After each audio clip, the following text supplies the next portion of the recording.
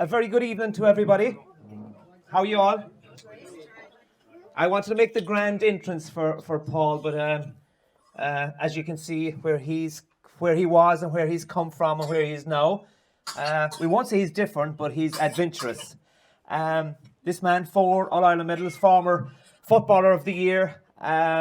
He's a storyteller now, and that's something we're going to delve into. We're speaking about his book.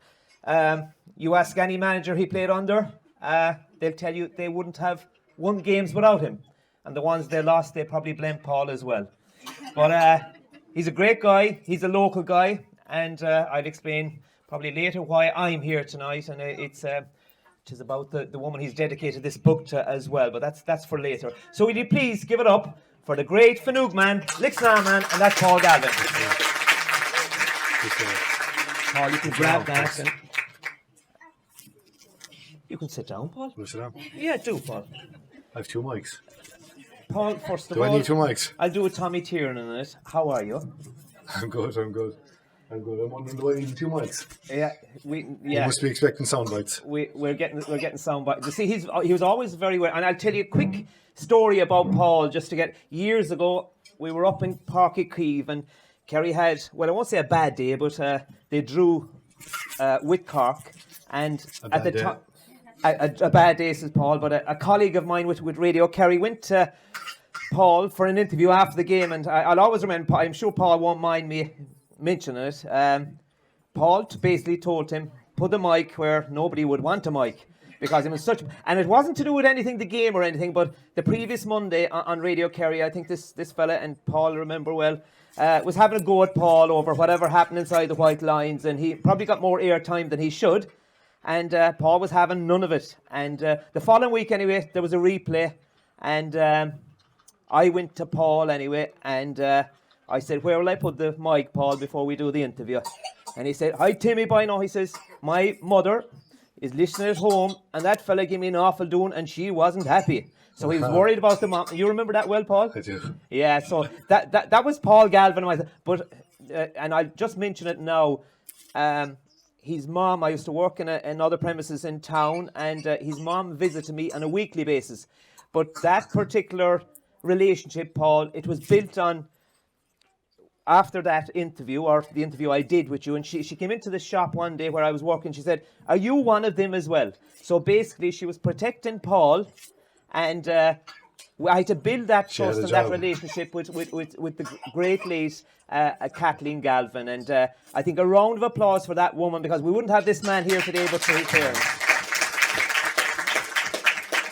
Paul, first of all, will you, before we go to the book, tell me about growing up in the Lixnar area, you know, those formative years, for want of a better word.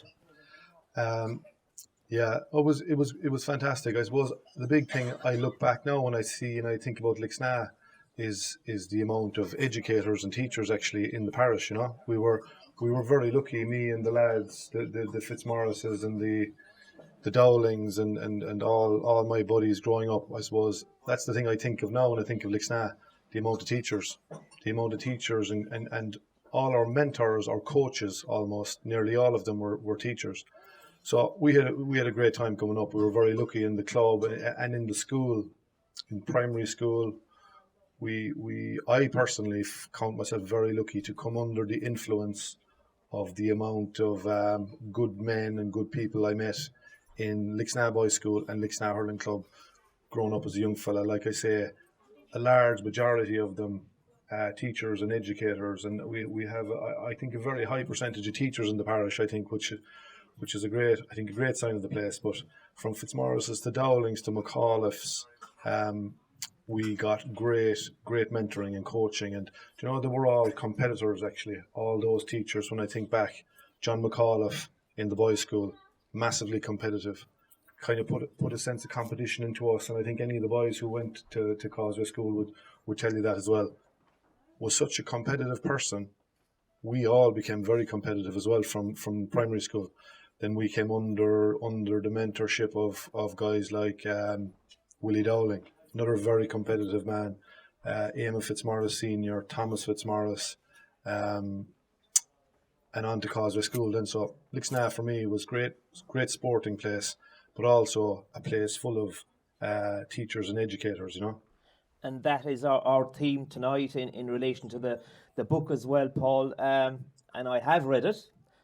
Not under pressure from you. I was going to ask you a few questions. Yeah. I always feel like doing it, to be honest with you. When a fella tells me the book was great, I enjoyed it, I always feel like asking a question, because I think it's only speed reading, if even that. Well, I'll tell you, seeing as you probably don't, I'll tell you about a few things in it anyway. But you will. For our audience here, Paul, what is design? Oh, I don't know. It's to me, it's just a way of just seeing things, and I suppose it's a visual thing, really. It's a visual thing, and it's almost like a language in its own right. I think people would say to me often about sport, and where I come from a sport background, and why did I get into this fashion thing? And sure, to me, there's loads of crossover between design and sport. Everything in sport, everything that you kind of see in sport was designed in the first place, from the jerseys to the football boots to the dressing rooms to the football itself to hurleys and helmets. And so there's a huge crossover between design and sport. And design itself, it's hard to kind of articulate or define that, but I suppose designers would say it's a language. The likes of Paul Costello, who would be a very experienced designer, he would see it as a kind of a language in its own right, and it's a way of building things and making things, I suppose. And you alluded to that in the book, Paul, where you mentioned about a stadium. I suppose we all have experience being inside in a stadium, tight seating. You mentioned the sun. You painted a beautiful picture, and then you said maybe we got wet, our pants got wet, and you're saying maybe that wasn't a good design. And then you say you go to maybe Croke Park, or you mentioned Wembley. I think that's a good design where you can go in and enjoy the experience, and you're practically on the pitch. So that's where the design comes from, I take it? Well, it's a design of any kind of a building, a retail store like this or a stadium. It affects how you experience the place or the event that you're attending or whatever it might be. So, sure. Anything that is made ultimately has to be designed first by an architect or a graphic designer or an industrial designer or an auto designer. So anything that's made, first of all, is designed. So I don't know how you define it other than it's a process. I'm going to hop to and fro and getting back to your early days. I remember, Paul, that when you first came on the Kerry team, and you tended, and after a couple of years, you tended to dress differently in the sense that, I'd often hear, I'd be downtown and look what Galvin is wearing today. I suppose what I'm trying to say, I think personally that you've paved the way for the way people dress today, young people involved in the Kerry team or present Kerry footballers. They have that different. It's different times. I know you don't like the word fashion, but how difficult was it for you personally that time? Maybe social media wasn't as strong as it's now, Paul, because you took a lot of flack. Yeah, I don't know. I suppose it was. I did feel it was difficult. All right, for a time, I suppose. But I felt I was only really following my intuition, and I was going to do something I felt I could do in the first place. So I suppose I felt I had to do that and make the jump from teaching to the creative business of design and fashion or whatever you call it. And so I was doing something I felt I could do for a start, and secondly, there was nobody else doing it. So I felt, one, I had to answer the kind of intuition that I had, or Where did that come from, Paul? I don't know really. I suppose people have asked me that before. I remember. I don't know if anybody here remembers the New Balance factory over in the marina. Once in the 80s and 90s, New Balance trainers were made in Tralee, and we used to pass back that road nearly every weekend, and I used to pass that factory, that New Balance factory. My godmother used to work there, and I remember one of the first gifts I ever got, maybe I was 6 or 7 or 8, was a pair of New Balance trainers that I really liked. And I suppose it's that kind of a thing really. It was brands like New Balance and O'Neill's and Adidas, Levi's, Clark's, brands like that more so, I think, if anything, kind of inspired me or captured my interest. It was kind of those kind of things. Like, I do think it's very significant that Tralee that New Balance trainers, which are a global brand, really brilliant, a Boston brand, but made in Tralee, once upon a time. I think I always felt that was significant, but I suppose I'm in the business, so it would be more significant to me than others. But it was interesting to me that these trainers were made here once upon a time, and that gift I got from my godmother, I suppose, is one of the things that influenced me. But I suppose the other thing that it probably, and Jimmy here would know more about this than I would, but I think the other thing that's probably in me is the fact that North Kerry tradition of writing, and I would see this whole thing as a form of writing, really, in many ways, and that's in keeping with the North Kerry tradition of writers and storytellers. Jimmy himself has written a book. Eamon, I don't know if Eamon is here, but Eamon Fitzmaurice would be another strong writer. And of course, you have the tradition then of the great North Kerry writers like John B. Keane and Gabriel Fitzmaurice and Brendan Kennelly and these. And so I suppose it was brands and a gift in one sense, and then it's just a form of it's writing in the other sense. Like that, a lot of what I do in the Dunnes stuff, in creating the Dunnes collections, is writing. And at the start, say 10 years ago, I had the idea to bring this form of storytelling and writing to the industry because I felt it was missing, and I would treat each of the collections that we did. We've done nearly 20 now. I would treat each collection like a chapter in a book, and eventually I'd have a book, and that's that book there. So it was part North Kerry tradition, and then part experience and influence. Without giving too much away from what's in the book as well, Paul, that there's a storytelling with the photos that you have. I can mention one man, the great late Paulie Fitzgerald, of the Ross fame, the man from Dingle. So even when I was reading it, I was looking at the photos as well, that those images, do you feel that we've lost history, or we've lost that part of us that should know about our past? And why I allude to this, I'm going to bring in the football side, and a man down there, he was present the same night at Liam Sayers. We had a welcoming party, or I suppose to honour Tommy Doyle and the great Sean Murphy back in camp by the camp community. And I had 5 or 6 footballers that night on stage, Liam, if you remember back, and it was a brilliant set up, and the way it was, I suppose, organised by camp. But I was amazed that the footballers from the 70s and the 80s had met Sean Murphy. And Sean Murphy, to me, was it 1959 was his All-Ireland, Liam, playing wing back, outstanding. I think I think Chrissy Ring the same year was honoured, I suppose the equivalent to the Texaco Awards or whatever. But it amazed me that there was no connection. I'm not saying no connection, it was brilliant, they were full of chat when they met each other, but I felt we were missing something, that how didn't the likes of Charlie Nelligan, John Kennedy was there, how hadn't they met Sean Murphy? Do you know where I'm coming from? Yeah, I do, yeah. I think it's something I would think about myself, and I think it's probably no more than, I suppose, some of the guys, Jimmy's vintage will never be forgotten, really. But I think there are many Kerry teams and Kerry players who have been forgotten, and I think back to the 20s and 30s particularly, when as the saying goes, when men were men, and I do think that generation were particularly impressive for the fact that Ireland was at war, and these men, the Joe Keohans of the world, John Joe Sheehy, Paul Russell, these Con Brosnan, these men were divided by a civil war, yet playing on the same team. They'd be my great heroes, that generation. And of course, the 70s and 80s, the great Kerry team are our heroes. But I have a special respect and a love for the early Kerry teams of the 1904 team or the 03 team that was led by Austin Stack, I suppose, is a special team anyway. But the teams of the 1920s and 30s, I think, are superb.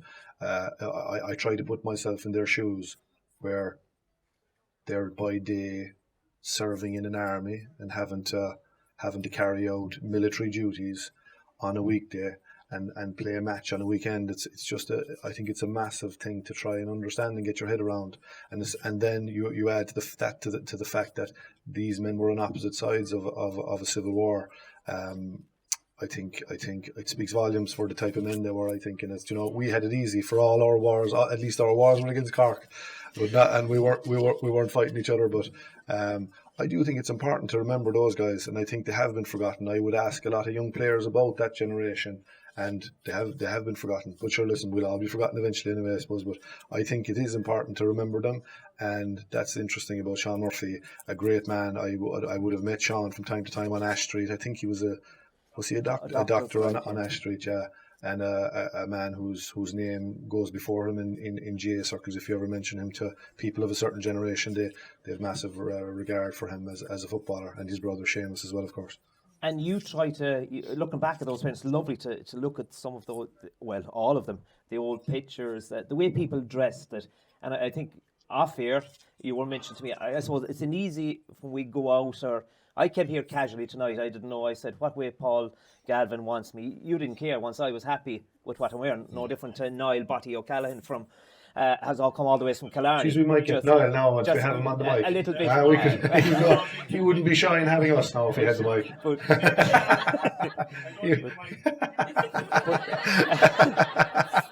But Paul, you trying, the way they were, you know, actually, can you tell us first of all, and this is the book, folks, and by the way, if you purchase the book here tonight at any of the tills, you go into a draw, so that's something, and I'm sure there's decent, probably gift cards. I could get into trouble here, but I see a few of the management looking down at me here from Dunnes, but if you make any purchase, likewise, and Paul, I'm going to and fro, because this is where we are, we're your collection.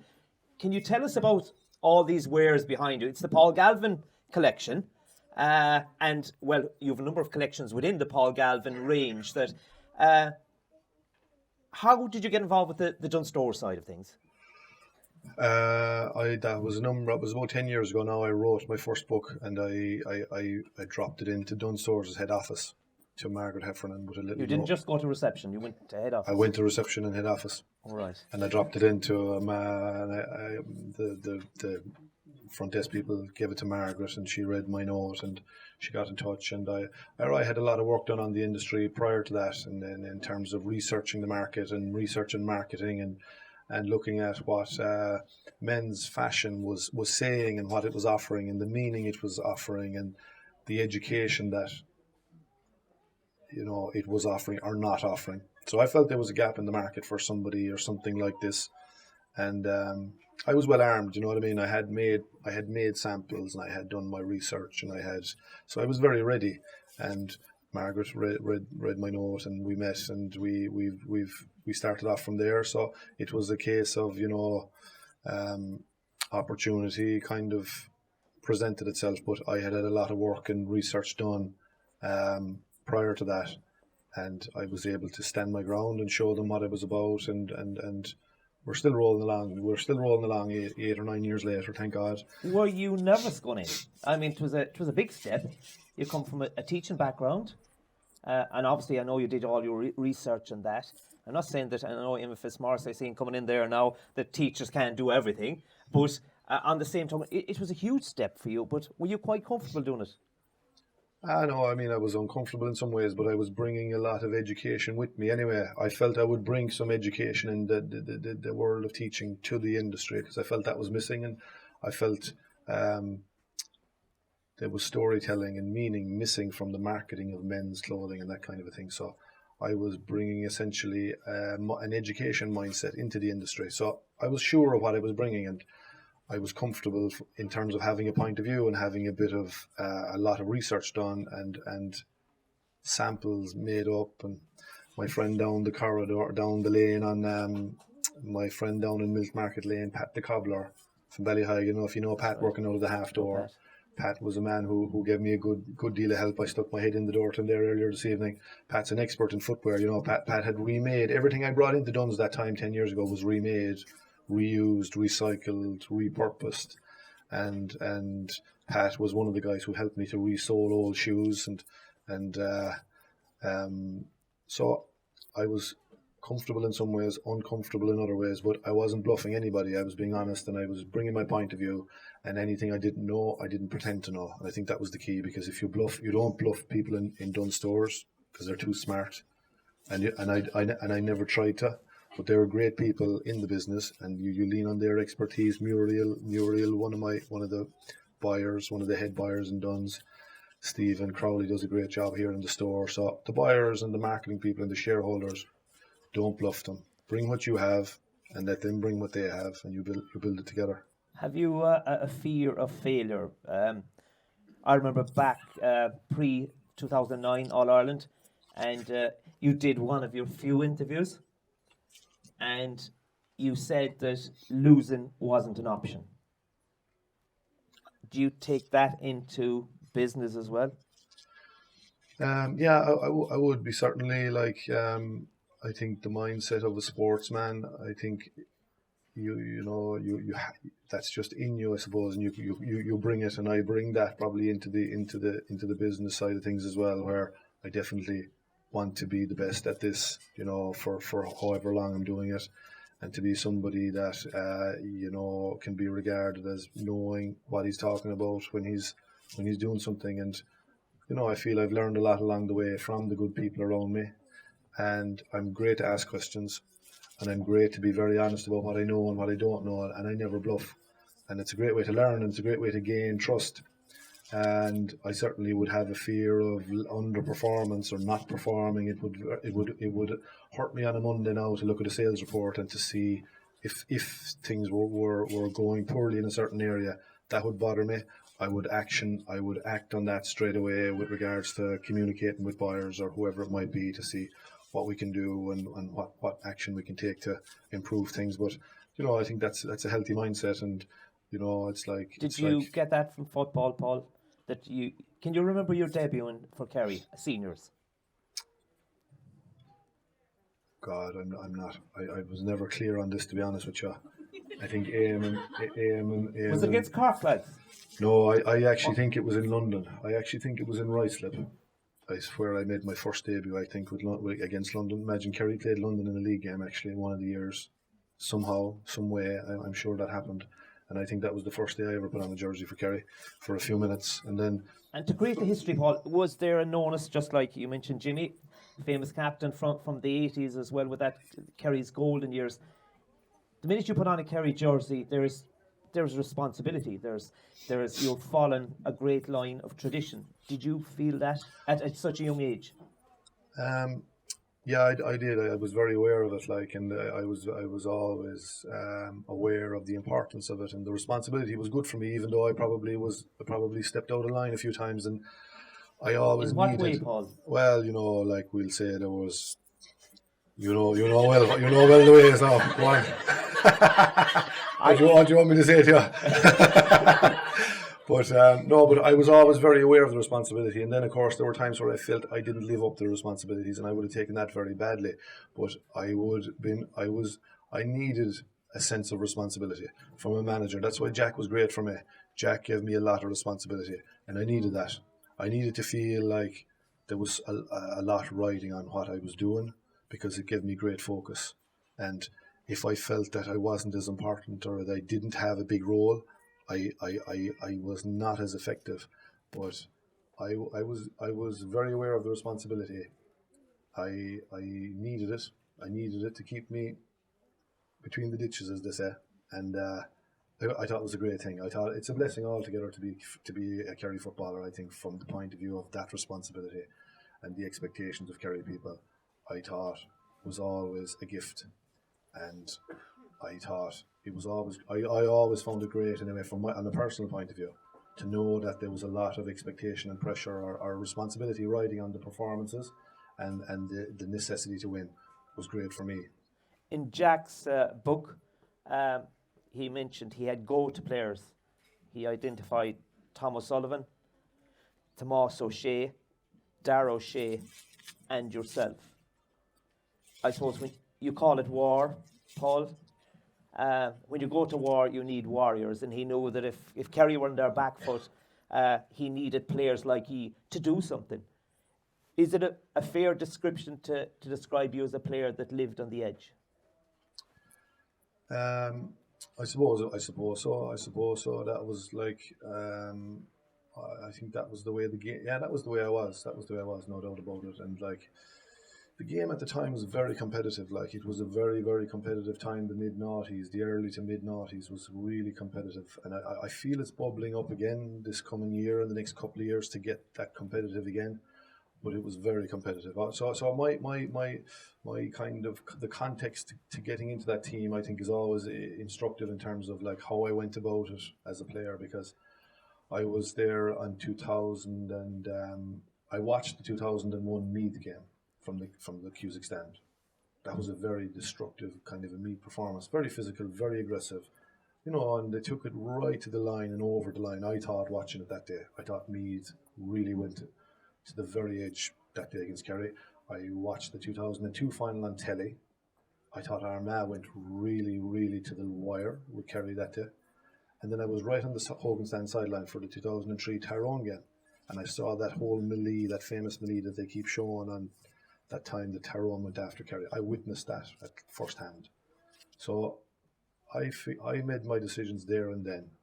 And I said, if I ever get into a Kerry team, into Croke Park, I will match fire with fire, and I will give back everything I've seen this year, last year, and the year before. Does that deserve a round of applause?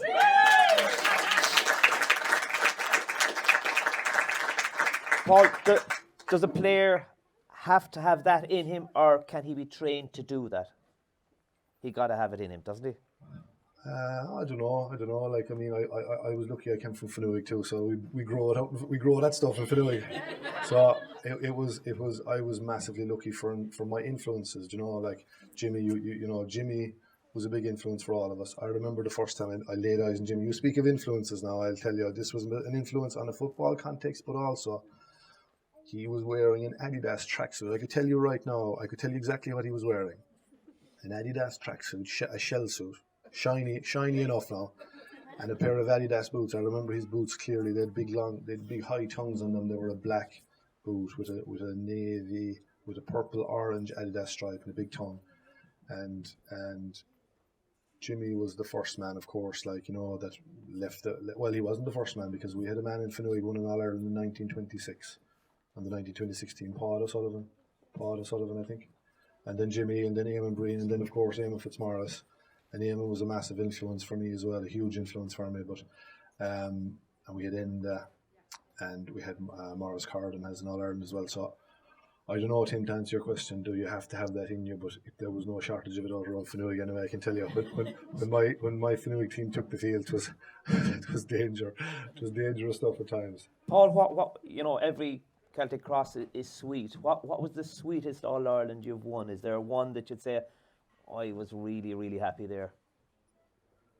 I don't know. I think the first one is a very special one. I think the first one is always sweet and special. And I was living in Cork at the time, and it's funny how it's funny. I remember literally jumping out of bed in the morning. I'd hop out of the bed, and you'd be on top of the world. So I suppose the first one, I think most players would say the first one is a great one, and they're all. The last one, I suppose, first one for me, the 2004 one. Jack put together a great team. Like, if you think about that team, Jack had built that team into such a unit that we actually won that All Ireland without the two greats of Kerry football. Seamus Moynihan didn't play that final, and Darragh O'Shea didn't play that final. And that was some going, I think, by Jack to build a team, a unit that he did. And to lose the two of the greatest players of all time, to win that All Ireland without them was something else. But I was thinking, you have to be lucky too to get on. Like, I was lucky. I remember you mentioned earlier today, we were chatting. You mentioned Leopardstown in 2000, and I happened to be in Leopardstown that evening. That post All Ireland function.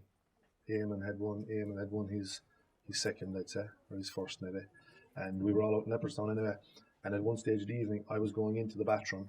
I was taking everything in, soaking everything up. And I was a complete sponge when I was young, And I'm still a complete sponge now for the business and the work I'm doing. But back in the sporting context, back then, I was a sponge for everything. So I was watching everything that was going on. But I was going into the toilet, and who did I meet coming out against me? Only Jack O'Connor. And Jack and I would have known each other. Well, we would have played against each other because I went to Causeway School. And Causeway was a massive part of my education as a footballer and as a competitor, because Willie Dowling was in charge of the team and Willie was massively competitive. But we were beating all the top sides in Kerry at the time, and we met Jack's they were then at the time, I'd say Carsavine. I think they were Carsavine at the time.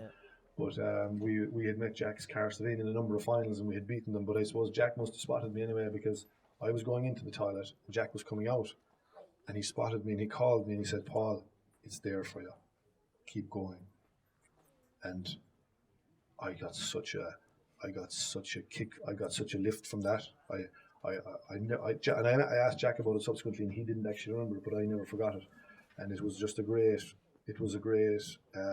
what would I call it, inspiration for me to say, well, I'll keep going anyway, wherever I get. And, 4 years later, he's in charge and I'm in the team, and that's so. Yeah, great story. Did you find it hard, Paul, to walk away from the Kerry setup? I did, yeah. What was most difficult about that for you to deal with? Probably the fact that we hadn't won in All-Ireland in a number of years. That was I found hard to accept, and that's an ego thing. Then you see where it's a weakness. It's a weakness really, and it's an ego thing that you keeps prodding at you, and you want to keep going and you want to keep going and you want to win one before you go, kind of thing. But of course, identity is a big part of it as well. Then, your identity is sewn into it, into the fact that you're playing with Kerry and you win a bit with Kerry, and you're leaving that behind as well. And it's a kind of you're leaving a piece of you behind, I suppose, which is a hard thing to do in any kind of context. So that was that. Tell me about the home side of it that time. I take it your parents were very proud of you making the Kerry team. That you look at a Kerry minor, if there's a Kerry minor in any family in Kerry, there's euphoria. It's a real family thing. You want on the 21s in your time.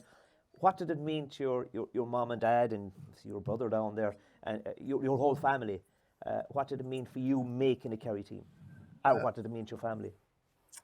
Oh yeah, it meant a lot, of course. I suppose we were steeped in GA hurling. I suppose first and foremost, really was a big sport for us. Growing up, Lixna hurling came first, and football then was kind of probably second, but it was big for the family, of course. I think. I suppose at the time I was really submerged in it, and I never thought about what it meant for other people. To be honest with you, I was quite selfish about it, and I didn't consider others very often, I suppose. But no doubt after games, we had great times after games as a family. They were the great moments, I suppose, after a match, not even an All-Ireland match, but a big match, an important match where you had won a tight game or where there was pressure in the build-up, and you get over the line. You'd sense it in your family, of course, the relief and the happiness, and you might let yourself relax for a little while. But I never relaxed very long for very often. My guard was kind of always up, thinking of the next game or whatever. But we had Raymond, my brother, had a very good underage county career as well. I think I remember seeing him play football in Lixna. Funny enough, a minor football match in Lixna one Sunday morning, and I remember thinking, wow, what a talent this fella is.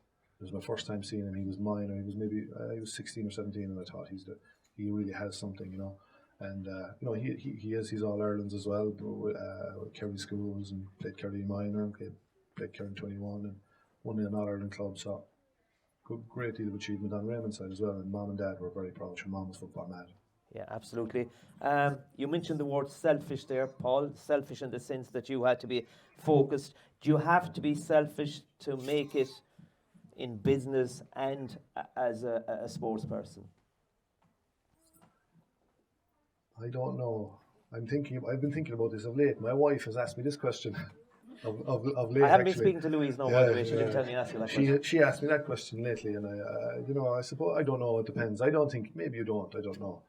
I think it's all personality and character related, I suppose. You see the likes of the new lads on the block now. David Clifford particularly looks like, it's a walk in the park for him, and he's taken it all in his stride, and it's coming quite easily to him. And you'd say that he's at his dead ease with it. You know what I mean? So I don't know. I think ultimately at that level, you do have to be a certain type. There is a certain type of selfishness needed, no doubt about it. And like you have to be selfish with your time. You have to be selfish with your energy. And it's the depth of the selfishness, and depends on the character. Like I would have taken steps. I often would have gone over to Ballygarry in the week of an All Ireland. I would have gone to Ballygarry now, and I had decided that the only place to be now for a few hours peace is in the spa room there off of Ballygarry, where you might go after a treatment. But I used to have any treatment or massage or anything. But I used to go into the spa room, put on a robe. It was quiet, a relaxation room, so nobody could talk to you. You'd have your smoothies here and fruit and water, and I used to go there maybe once or twice a week, the week of an All Ireland. So that was my way of being selfish or whatever, just protecting my energy. And do you meditate? Oh, I meditate a lot now. I didn't used to back then, but I wish I used to back then, to be honest with you. I discovered it way too late, but I was in St. John. If you saw me about a few hours ago, you'd have seen me in St. John's Church doing a bit of meditation. But these are the things I do nowadays. I like to visit empty churches. I find great. So you're spiritual? Oh yeah, I would be quite. Yeah.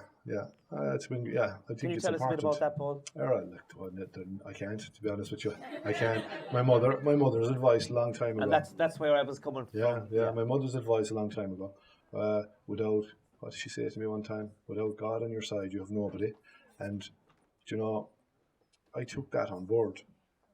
One of the few things I took on board, I'd say. But I do, and it's just this idea of a higher power. Like, you know, she gave me the sense that there was a higher power out there, and I put faith in that, and it led me to become a great man to practice. It was the same thing. I felt putting my faith in a higher power as God or whatever it might be. Anytime you practice your hurling or your football or anything at all, you're putting faith in a higher power. You're putting faith in your potential, in your talent, in the possibilities that you might improve, in the possibility that you might make that team or learn that language or get that job or whatever it might be. So I'd have a great belief in higher power and the ability to improve. And are you in a race you were in a race in football terms, if you pardon the pun, to be better or to be there? You're not just there walking on a Kerry team, you had to perform. You said you had a responsibility. Is there responsibility either coming from your employers or yourself? Are you in a race with someone? You said there nobody came up with the idea of looking back at those old pictures and telling a story. Do you feel that's yours and you have to keep ahead of the posse? I don't know. I just I felt that this approach to design was missing, where there was probably a lack of meaning in product, we'll say, and shirting, and I was looking at stuff on the market that was probably just probably didn't say much to me, or didn't teach me anything, or didn't mean a whole lot to me. So I said, you know what, you could easily add a bit of meaning to a print on a shirt. You could easily remember somebody or tell a story, a forgotten story, through clothing collection. So a forgotten story, and I'm jumping back to your book. So it's very important, actually, folks. It's retailing at $18.99, and it's here in Dunnes Stores, and I'm sure, as they say on TV, Paul, it's in all good bookshops. Tell me about your idea going. It's very important. You can't judge a book by the cover, but you wanted a picture to tell a story on the front of your book, and you got it. Where did that come from? Well, that's a picture a friend of mine took actually a long time ago in Connemara. It's a picture by a photographer called Perry Ogden, who's a friend of mine, and I thought it was a good way to maybe capture that old sense of old Ireland and old Irish style, you know. So he's a turf cutter. He's a bog man like myself. Comes out of the bog like most of us around here. Actually, when you say you can't take the bog out, and like all of us. Paul, would you be spiritually, I'm back to that word again, would you be spiritually more rewarded if you stay? I know you love Kerry. There's Kerry blood in your veins. There's Lixnaff, Fanug blood in your veins. Would you be more spiritually rewarded if you stayed in Kerry? As in, you could get involved with a Kerry senior team? an underage team, move up the ranks onto senior. Yeah, By the way, you were supposed to maybe. join Kerry at one stage, but it wasn't practical at the time. You were living in the West, and it was very difficult. Yeah, that was a couple of years back. Yeah, yeah, it was just difficult at the time with lockdown and whatnot to do anything in that sense. So, I don't know. Look, I think you have to be probably happy within, first of all, no matter where you are. You know what I mean? If you're in Dublin or Mayo or wherever, you need a sense of your own happiness internally, and I think that's the key. That's the key thing. And I would definitely, being in Kerry, I just the more after I finished playing, I couldn't really get out of Kerry quick enough. I felt I suppose the whole career was intense, and there was a bit of weight to it, and that was great for a long time. But then it got to a stage where it was just weighing on me, and I was happy to kind of move along and get out of Kerry. But now I'm down the road every chance I get, and I love it down here, and I would miss it for sure. I would miss it, but I'm down often, thank God, and connected to the place, thankfully, through the GA and through family. A day out of Kerry is a day wasted. Paul, you're spreading the word for us anyway. Paul, that pressure in Kerry, and I know Eamon, I'm sure he'd agree down there that any manager that takes over Kerry, any player, there's pressure to win all the time. A year, I suppose, we're without Sam is described as a failure. What do you think of that pressure? Can people feed off that pressure? Can you use it as a fuel rather than a negative? I always loved it anyway. I always thought it was a great thing, and I think most of the guys I played with and most of the guys I know and played with, I think felt the same way. I think Eamon would definitely feel that way. Jimmy would feel that way. I suppose, I don't know, on the management side, I don't know. I think it can be. I was in a team, and I suppose there was lots of us sharing it. I think a manager, unfortunately, carries it individually in many ways, which is a different thing. But so I always enjoyed it. I thought it was a great thing. I thought it was a weapon in lots of ways, because we had to find levels that other teams didn't have to find. You know what I mean? And we had to. It meant, I think Jack alluded to this year. What it means to Kerry people is just what it means to the players, and you have to answer to that need and that call. And I think football gives us great own meaning, and I always I don't know, I always enjoyed that aspect of it. Paul, there's a question I was going to save for later, and I know you'll be anxious. You'll probably be watching your time as well. There's a saying that the older we get, we become more the person we always wanted to be. Is Paul Galvin there? Like, I know you're only very close to 40 all the time, but I've stopped celebrating the birthdays now. My mother's birthday yesterday. Actually, she would have been 80 yesterday. Very good. So we were thinking of her yesterday, but absolutely. No. Like you'd learn from experience. They say I suppose you have to go the journey. I speak myself that maybe there's things I did 30 years ago I would have done them differently, but you have to probably go through life to learn that. Are you happy where you are at the minute? And I don't mean sitting down here in Dunnes Stores. No, I am. I count my blessings every day, which I think is an important thing to do, and I would find a lot of happiness in small things and routine things that I think are important to be mindful of and be thankful for. So I would be. But had the pandemic anything to do with that? I think it probably had. Yeah, it probably had an effect on me. Anyway, I wrote that book. I said that would be an opportunity to write that book eventually, and I suppose you would reflect on things as well, and your relationships and your relationship with yourself, which is, I think, the most important relationship of all, and that's the one you always have to be working on and trying to make the best relationship you can with yourself. And I think all your other relationships then will be great as a result. So I'd be very mindful of that kind of a thing, but I don't know if you. I think the sportsmen, competitive people, I don't think they're ever really satisfied with anything, and be that themselves or where they're at professionally or what whatever the metric you put to them.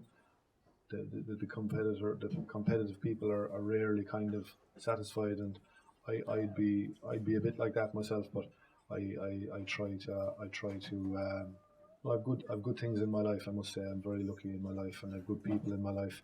So they're the things I take a lot of solace from now, and not solace, but I would take a lot of kind of spirit from and energy from. So I read a quote recently that said, True hell is when the person you could have been meets the person you are today. And I thought, Jesus, that's a deep dark one now. But I know I feel I'm. So you could look in the mirror tomorrow morning, no different to the rest of us, and say, "I'm true to Paul Galvin." Oh yeah, I think that's vital. That's vital, absolutely vital. I would never compromise that. I would never compromise that. I think, and I probably. Tell us a little bit. You're married to me, a woman, Louise, and 2 girls. 2 girls, yeah, great girls. And they could be playing with Dublin if we don't move back to Kerry, Paul. Oh, that'd be a bit scary, wouldn't it? They're kicking balls anyway. They're kicking balls around the place anyway.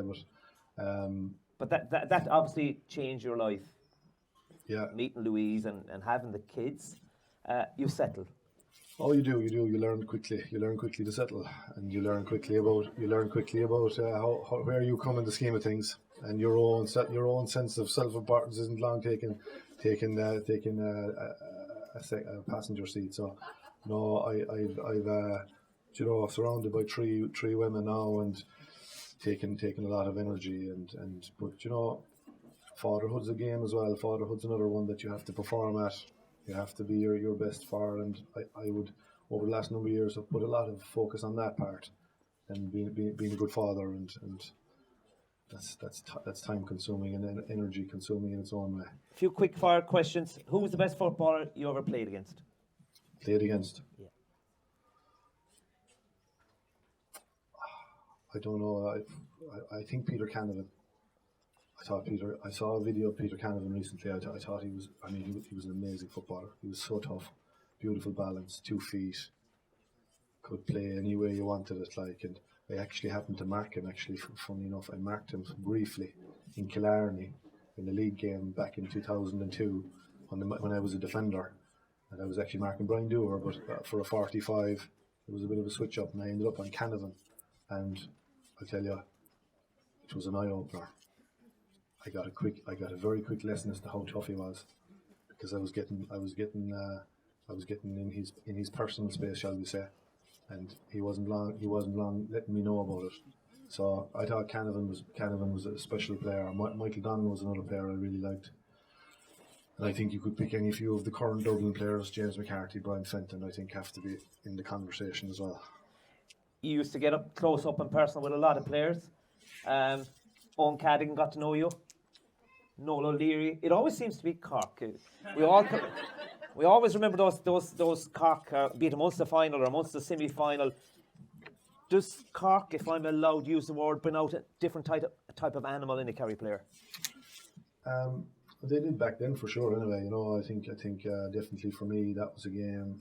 They were games where I always felt an extra weight. There was only a couple of games ever where I felt very heavy weight or where after the game I felt a release of weight or a release of pressure off me. A couple of games against Cork in 2010 and the Tyrone game in 2012 over in Killarney, where I felt a release off my shoulders after the 2007 All-Ireland final against Cork in Croke Park.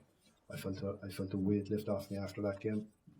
So I probably felt the Cork games, given I lived there for a while during that time. We were meeting them a lot, and they were a very competitive team at the time. They were the top at the top table, and I think that was in itself was a motivation, because of the fact that they were, if we weren't winning it, they probably were, and that hasn't happened too often where they've been All-Ireland contenders. So it was as much about performing against them and making sure we won as to be making sure they weren't going to win. How good is David Clifford? Is he you played with the Gooch? This guy's good. he is exceptionally good. You'd be proud of him. I feel very proud watching him. I also feel very proud listening to him speak. It's a great way of speaking. He's, as a Kerry person, you'd be very proud listening to him.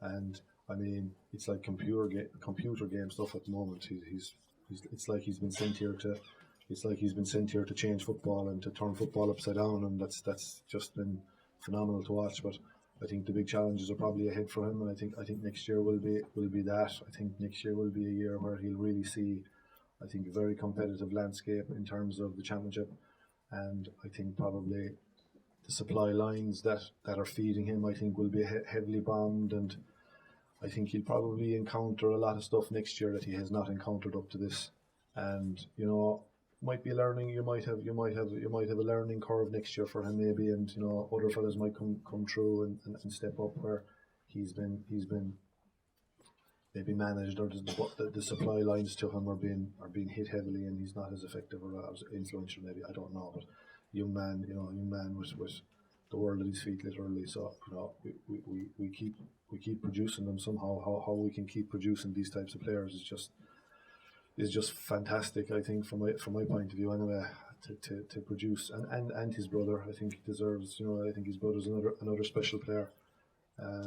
So long may it continue, and more luck to him. Great stuff. I'm just going to speak to one or two in our audience tonight, and well done, and thanks for joining us tonight. Jimmy Deanahan, former Kerry captain. What can you say about this man that's, I suppose, carried on the baton and the legacy that likes of you and other players left with Finoog, and now he's moved into another side, well, with the last 10 years, and what we're looking, by the way, I'm sure there's price tags and all of them from, you'll see the Paul Galvin selection. He's got one. I suppose you've got a wall of a selection, and we'll speak about the Keohane collection in a while, because I see a man down there, a man that's carrying on that great tradition of that great family. What can you say about this man? Well, he's exceptional and certainly very different in so many different ways. Since he was a young lad growing up in Dixna, playing with Finoog, I always admired him as an individual, and the fact that he was very autonomous. He always made up his own mind. He dressed differently when it wasn't fashionable, and he's made now a career out of fashion. But certainly, Paul is a very deep thinker. That was an excellent interview there tonight, as good as I've heard from anyone. Not a Tommy Tiernan, but a really deep interview, and he's a real deep thinker, and he's very honest with himself and with the world, and what you hear is what he means. So he's an exceptional individual, and I suppose there's that connection between sport and the aesthetic, which is represented in fashion, in creativity, in design, and Paul has bridged that gap better than any sports person ever in Ireland. There's not a sports person in any code that has bridged that gap between fashion. I know Paul doesn't like to use that word too much, but I don't know of anybody else that's bridged that gap between sport and between creativity and design to the extent that Paul has in any code. So that's exceptional, Paul, that you have done that, and you've done it openly and honestly and successfully. And all I could say is that Dunnes Stores are very lucky to have him. Absolutely, that deserves a round of applause.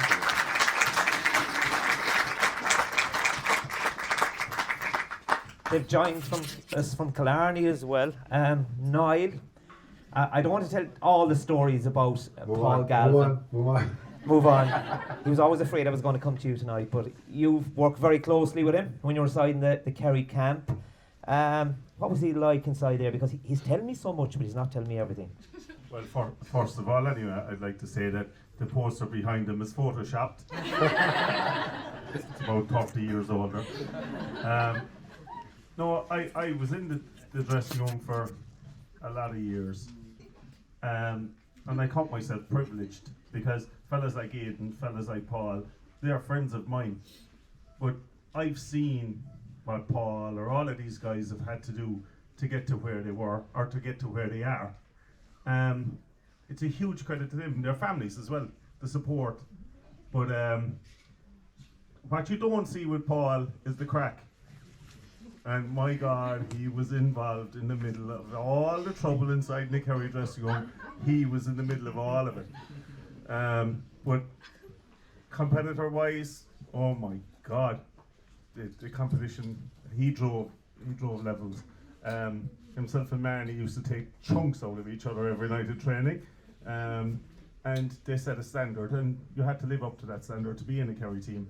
And I've said it to Paul before, you know, you'll be a proud Kerry man when you look at Paul, when you see him competing on the field.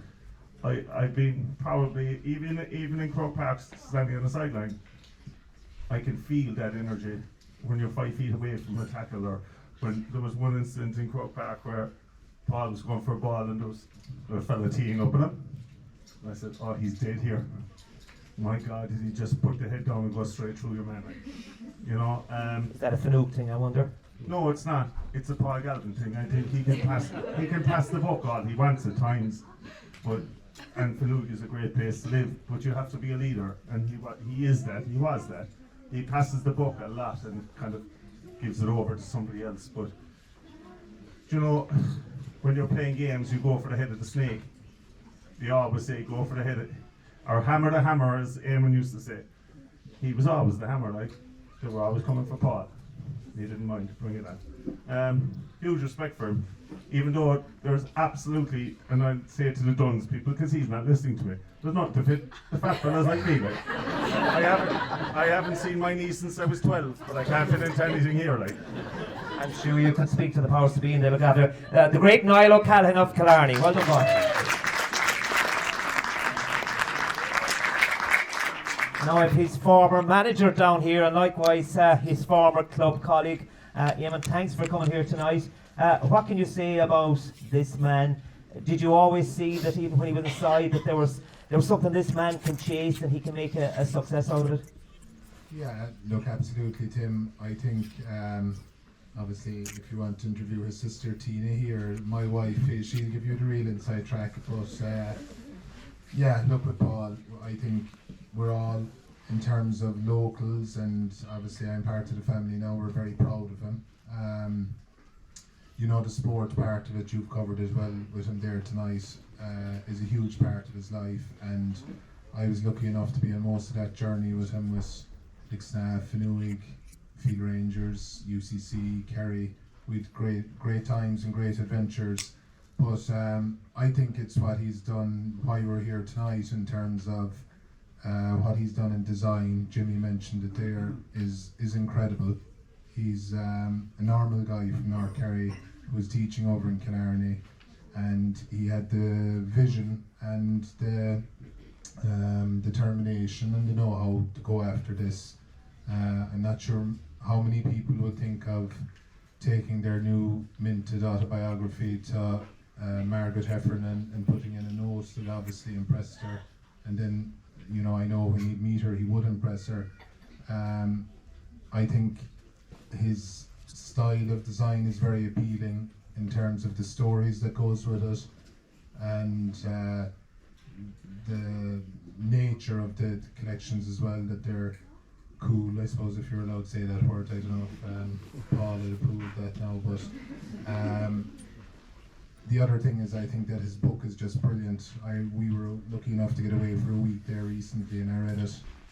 I didn't put it down for 2 days. It was just Captivating, brilliantly written, very accessible, great stories in it, and look, the bottom line is we're very proud of him. I think he's a great view in life. He has his family has been very important to him. He mentioned it there about the importance of being a good dad, and as successful as he has been, he's very grounded, and he'll always look back towards North Kerry and towards his family, and we'll eventually pull him back down. Don't worry, Tim, we were talking about that earlier. There'll be no girls paid for Dublin. great stuff. And well, Eamon was speaking on behalf of Paul's family. Paul, the reason I went a bit deep with you tonight, you asked me how deep would you get. I wanted him to find out what Paul Galvin, because when I read the book, I saw honesty in the book, and that's been very genuine. You mentioned the late great Weeshy, and I was in his hot seat following when he got sick, and God rest him. We continued for 4 years, but you mentioned where he went after something. He was looking for that grave of Ian Fitzgerald, Yeah. and he stuck with it, being wishy. He did, and I saw parallels with you, that you go after something, and you want it, and you're totally focused on that. I must thank my club mates and my brother-in-law and my great mentor Jimmy for the kind words. First of all, much appreciated, of course. Just like, this is your life. I said, if he goes again, there'll be a book pulled out. That was it. Yeah, Weeshy. I found Weeshy a great Kerry man. I found him a great person. I thought he had a great empathy about him and an honesty about him, and I remember him finding, he was down in Beanbaugh or Castlecove. Right. He found a piece of stained glass in a church of a footballer, and he said he was doing a bit of research into who the footballer might be inside in the church. It was a man called Ian Fitzgerald, who was an Irish Olympian. He was a triple jumper, competed at the 1932 Olympics. Some reports then say he also played in the 1932 All-Ireland football final for Kerry. But anyway, that was Weeshy. Weeshy found a piece of stained glass in a church in Castlecove. Went reading about this man, who no trace could be found of him. So with the help of the Kerry Association in Dublin, he eventually found the man's grave in Dean's Grange in Dublin. He had died a young man of tuberculosis, unmarried, no family, grave overgrown and unkept and lost. And the boys refreshed and renewed the grave and celebrated and marked it with a headstone and that kind of a thing. But anyway, I thought, that was one of the stories we did there. That 1932 Olympics was a great one for Ireland actually. We won 2 Olympic gold medals at those games, and there was a Kerry man competing at those games as well.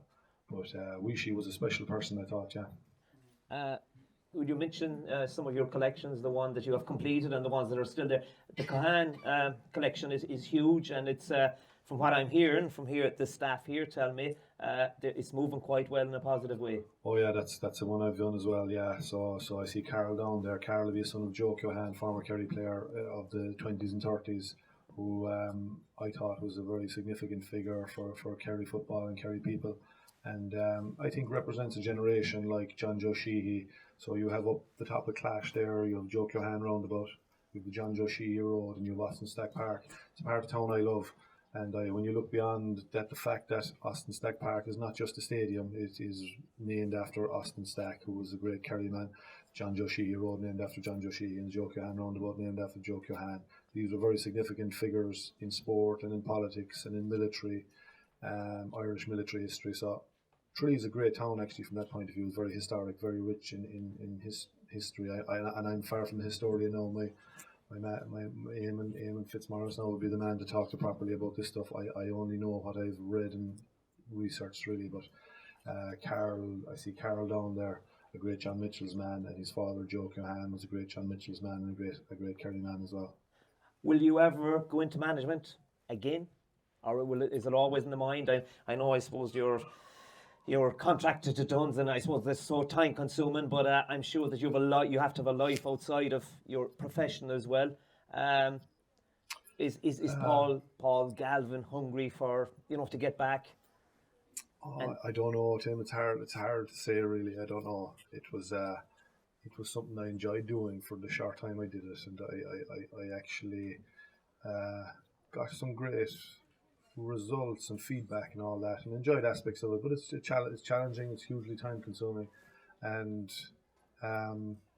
certainly I'd feel it was probably something a little unfinished, and that I would have a little bit of unfinished business in that regard. But it's hard to say at the moment. But where that will go, you have to be able to give it time and be fully focused and committed to it, and it has to be your number one priority, I think, and at the moment probably time is probably not that, it's difficult to find the time to commit to it. because it does tend to take over your days and that kind of a thing. So I don't know, Tim, is the answer really. Where do you see yourself in, say, 5 years' time? Oh God, could be anywhere, Tim. Could be anywhere. I don't know. I like to keep. How on the could we move. convince Louise to move back to Kerry? Yeah, The world well, is if you so can small manage to now do that you could no, work from here. I'll leave you at it if you can. You're welcome. You're welcome to try. No, she loves it down here. So maybe in time we'll get down. I don't know. You know, kids are getting to an age now where they have to start doing school and that kind of a thing. So look, the world's a small place anymore, Tim. I always thought the world was a small place, and it gets smaller every day, I think. And you know what I mean? The trip to Kerry now, this is my second time in Kerry in a week. I drove to Kerry on Sunday to pay my respects to Seamus Moynihan on the passing of his mother. I went up and down on Sunday, and I came down again today. And I mean, to me, that's not really a problem.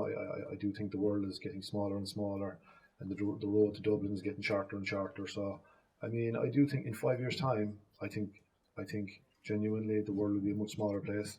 The commute to Dublin will be much shorter, and I think we'll be much more connected. And I feel it already that Dublin is becoming closer to Kerry, and it's almost just see it as going genuinely. I almost see going to Kerry from Dublin now, or Dublin to Kerry is going over the road, up the road.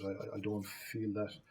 I don't feel it as much of a journey anymore. And I think in 5 years' time, with the help of Elon Musk and all these great genius men that we have in the world today, I think the world will be much smaller. Travel times will be much shorter, and we'll be up and down the road with ease. I think with even more ease than we are today. So, Final question. I know you're very close to Jimmy. You said a mentor. Would you ever one day go into the world of politics? You would be good at it.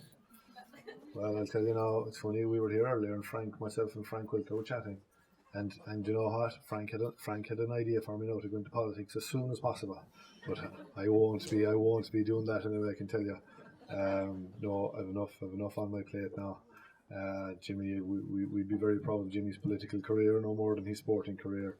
And you know, I often wonder where politicians must love politics and must love people, because their time, never mind a Kerry manager, I suppose a Kerry manager probably has to be a politician in a way as well. He's dealing with so many people day to day and so many questions day to day, but how politicians do it, I don't know. It's a hard game to win at, as far as I can see. But no, that won't be something anyway for me, Tim. But Maybe stick to the day job, I think. Stick to the day job. We're going to wrap up, folks. Like I say, it's what I try to get across tonight to everyone here with us is that where this guy is coming from, where he's going, and his honesty, and it is honesty. Otherwise, he wouldn't be doing what he's doing presently for Dunnes Stores, and likewise. He's got a lovely family and the support of his family here tonight in the audience. And that's what I was trying to get across. And the book actually pulled me in, because I wouldn't be a bookworm. I normally read the sports pages and that's it. But there's something in it that's different. And he also pulls you in. He tells a story, because there's amazing photographs in it. And likewise the stories. And I mentioned even of Peaky Blinders. I know you'll be happy with that, Niall, because you wear the hat at times, or Uncle Arnie. So all I'm saying is, you know... Another politician.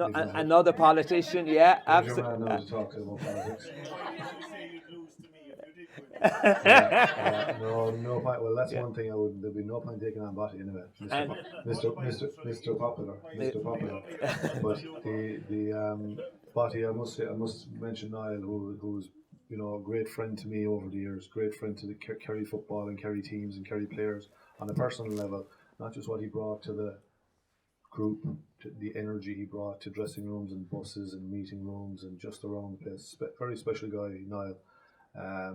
And is a huge Kerry player, a huge Kerry footballer in his own way, honestly, over the years. Massive for our spirit.